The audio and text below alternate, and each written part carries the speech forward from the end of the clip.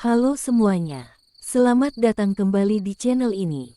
Seperti biasa, siapkan diri kalian, karena malam ini aku akan membawakan sebuah kisah yang tidak hanya menyeramkan, tapi juga menyisakan pertanyaan besar tentang sesuatu yang sering kita anggap sepele. Pernahkah kalian pulang malam, lalu mendengar ada yang memanggil nama kalian dari belakang? Entah suara laki-laki, perempuan, atau bahkan suara yang terasa sangat familiar. Tapi ketika kalian menoleh, tidak ada siapa-siapa. Banyak orang menganggap itu hanya halusinasi. Namun malam ini, kalian akan mendengar kisah tentang seseorang yang seharusnya tidak pernah menoleh. Seharusnya tidak pernah mendengarkan panggilan itu. Karena apa yang memanggilnya? Bukan manusia. Inilah cerita panjang berjudul, Suara Panggilan Nama di Belakang. Matikan lampu, pasang handsfree-nya, dan bersiaplah. Hujan baru saja berhenti ketika Adi melangkah keluar dari tempat kerjanya. Udara masih basah, aroma tanah lembab bercampur sisa hujan membuat malam itu terasa lebih berat dan penuh tekanan. Lampu-lampu jalan memancarkan cahaya kuning redup yang memantul di genangan air di sepanjang trotoar. Adi menghela napas panjang. Jam menunjukkan pukul 22.48, terlambat, dan ia tahu jalan menuju rumah akan sangat sepi. Biasanya ada dua pilihan jalur pulang, jalan besar yang memutar jauh, atau gang panjang yang lurus namun suram. Karena lelah, ia memilih gang itu. Masuk ke gang, suasana berubah drastis. Udara lebih dingin, tak ada suara motor, tak ada suara manusia. Yang terdengar hanya tetesan air dari atap-atap rumah yang rapuh, dan suara sandal Adi menyibak genangan air kecil. Ia berjalan sambil sesekali melihat ke belakang, bukan karena merasa ada yang mengikuti, tapi karena perasaan tidak nyaman yang muncul tiba-tiba. Bagian tengkuknya terasa kaku, seperti ada mata yang memperhatikannya dari kejauhan. Ketika sampai di tengah gang, angin tiba-tiba berhenti. Tidak ada hembusan sama sekali. Bahkan dedaunan yang biasanya bergoyang pelan kini diam membatu. Lalu, Adi, suara itu lirih, sangat pelan, tapi jelas memanggil namanya dari belakang. Adi berhenti mendadak, tubuhnya seakan membeku. Suara itu tidak seperti suara orang lewat, tidak seperti suara teman. Suara itu lebih mirip bisikan yang dibisikkan langsung ke belakang lehernya. Ia mencoba menelan ludah, kemudian menoleh pelan. Jalan di belakang kosong, hanya terlihat lampu redup dan kabut tipis yang terbentuk dari sisa hujan. Adi mempercepat langkahnya, namun baru beberapa meter. Adi, sekarang lebih jelas dan lebih dekat. Adi spontan berbalik, tidak ada siapa-siapa, hanya gang kosong, hanya suara angin yang kembali berhembus pelan. Ia mulai panik. Tangan kanannya merogoh saku sambil meraih ponsel untuk menyalakan senter. Cahaya putih dari ponselnya menyapu dinding gang, pintu rumah, dan genangan air.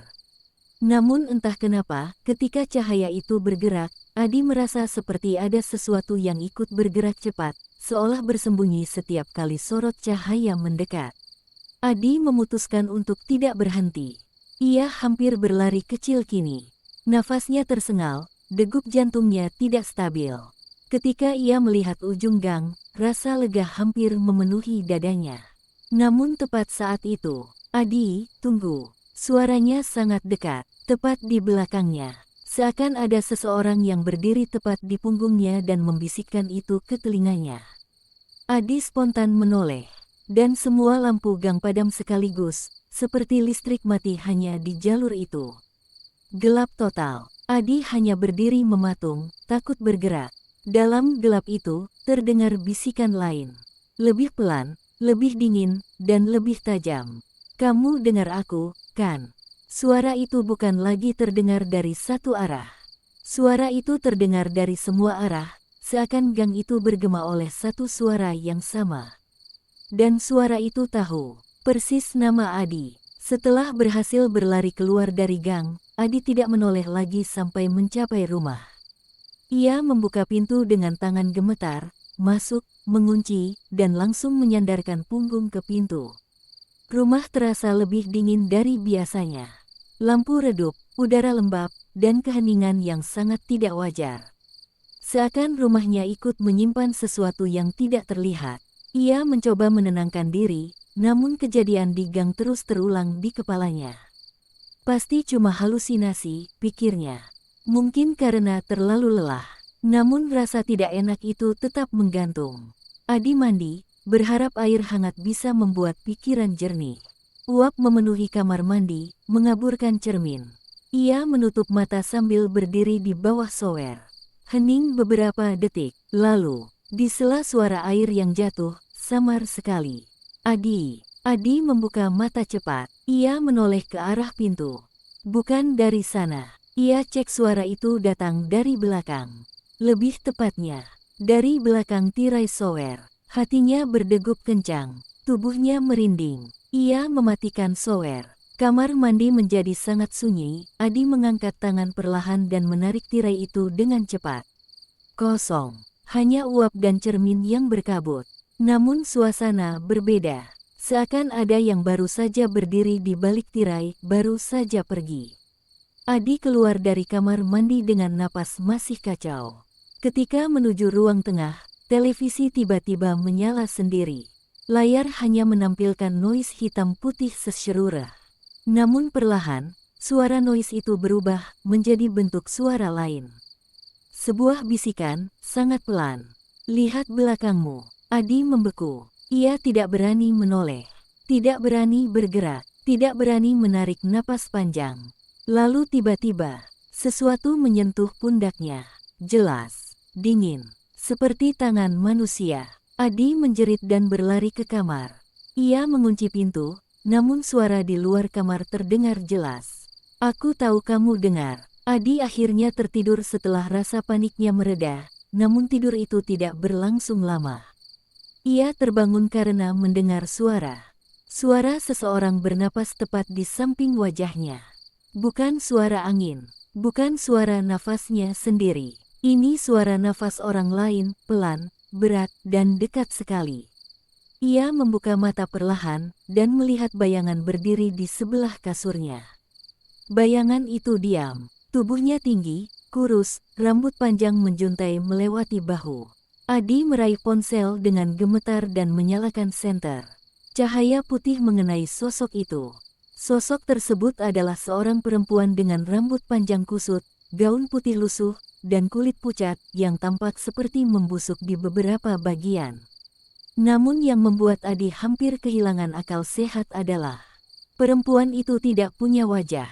Wajahnya benar-benar rata. Tidak ada mata, tidak ada hidung, tidak ada mulut. Hanya kulit pucat licin yang tampak bergerak pelan seperti berdenyut. Walau tanpa mulut, suara itu keluar. Adi, tanpa membuka mulut, tanpa wajah, suara itu tetap berbicara. Perempuan itu bergerak maju dengan gerakan patah-patah, seperti sendi tubuhnya retak setiap kali ia melangkah. Tok, tok, tok, kakinya menyeret lantai, namun tidak membuat suara langkah manusia, melainkan suara benda keras dipaksa bergerak.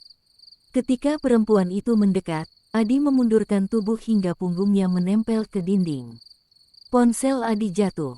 Senter padam. Kamar menjadi gelap total. Dan dalam kegelapan, wajah Rata itu tiba-tiba muncul tepat di depan wajah Raka. Jarak kurang dari 1 jengkal. Lalu suara itu berbisik, "Lihat aku." Adi pindah tidur ke ruang tamu. Semua lampu ia nyalakan, tapi rasa takut tidak hilang. Ia duduk sambil memeluk lutut, mencoba tidak memejamkan mata. Ketika jam menunjukkan pukul 1 lewat sedikit, pintu kamar belakang yang sudah dikunci tiba-tiba berdecit. Krek, pintu itu perlahan terbuka. Sendiri, Adi berdiri, tubuhnya tegang, nafasnya pendek, lalu suara itu muncul lagi. Kali ini suaranya bukan berasal dari belakang, bukan dari depan. Suaranya datang dari bawah sofa tempat Adi duduk. Adi tersentak mundur. Dalam hitungan detik, tangan pucat yang kurus muncul dari bawah sofa dan mencengkeram pergelangan kakinya. Tarikannya kuat dan tiba-tiba, Adi terjatuh dan diseret menuju bawah sofa. Ia berteriak, meronta sekuat tenaga. Tangan itu dingin, Tulangnya terasa seperti tidak diselimuti daging sama sekali. Dari bawah sofa, wajah tanpa wajah itu muncul perlahan, seolah merangkak keluar dari kegelapan sempit itu. Gaunnya terseret, rambutnya menutupi lantai, tubuhnya bergerak patah-patah. Dan suara itu terus memanggil. Aku di sini, aku selalu di belakangmu. Adi berhasil menendang tangan itu dan kabur ke kamar mandi. Ia mengunci pintu dengan cepat. Namun tak butuh waktu lama hingga seseorang mengetuk pintu. Tok, tok, tok. Adi, bukakan, aku sudah lama menunggumu. Adi menutup telinganya. Tapi suara itu justru terdengar dari belakangnya, seolah sosok itu sudah berada di dalam kamar mandi. Pagi harinya, Adi kabur dari rumah. Ia pergi ke rumah temannya, Nando. Ia menceritakan semuanya, namun Nando tidak langsung percaya. Namun ketika malam tiba dan mereka berdua berada di ruang tamu, semua berubah. Lampu mati tanpa alasan. Angin dingin berhembus padahal semua jendela tertutup. Lalu, Adi, suara perempuan itu terdengar lagi. Nando menegang, Adi memalingkan wajah ketakutan. Jangan jawab, ujar Nando. Apapun yang terjadi, jangan menoleh kalau dipanggil. Suara itu semakin jelas, semakin dekat. Namun kali ini, suaranya berubah. Suaranya menjadi seperti suara Nando sendiri. Adi, sini, tolong aku. Nando membisu. Adi mulai menangis ketakutan. Suaranya semakin dekat, hingga terdengar napas seseorang tepat di belakang Adi. Hah, hah. Napas dingin mengenai leher belakangnya. Adi, aku di belakang. Suara itu patah-patah, seperti pita kaset rusak. Nando menjerit, Adi jangan. Tiba-tiba jeritan itu berhenti seolah mulut Nando dibekap paksa. Adi memejamkan mata erat-erat, namun suara itu membisik lagi. Akhirnya kamu dengar aku. Keesokan paginya, rumah itu ditemukan dalam keadaan berantakan seolah ada yang menyeret sesuatu di lantai. Adi dan Nando menghilang. Di dinding ruang tamu terdapat goresan-goresan panjang. Dan di sudut kanan bawah, tertulis dengan tulisan kacau. Jangan pernah menjawab suara yang memanggil namamu dari belakang. Terima kasih sudah mendengarkan cerita ini sampai akhir. Kadang, hal paling menakutkan bukanlah sosok yang kita lihat, tapi suara yang kita dengar. Terutama suara yang memanggil nama kita dari tempat yang tidak seharusnya. Cerita ini menjadi pengingat, jika suatu hari kalian mendengar seseorang memanggil nama kalian dari belakang.